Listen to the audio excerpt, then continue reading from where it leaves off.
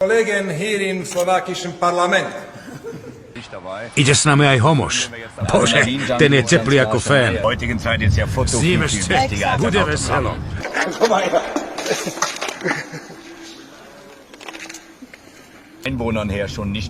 A čo sa týka tej asistentky, tak je celkom pekná. Škoda, že nie je vyššia aspoň tak o 20 cm. Keď ju robil jej foter, mohol si dať viac záležať. Podala si mu ruku? Jasné. Má stisk ako z dochlina. Do Parma niekto nás musí viesť. Nech ide buď Kimi, alebo ten radiátor.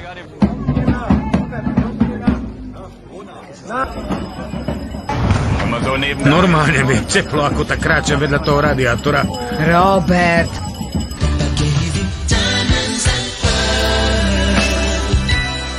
Kriste, ten je teplý. Sála to až sem. Robert, správaj sa slušne.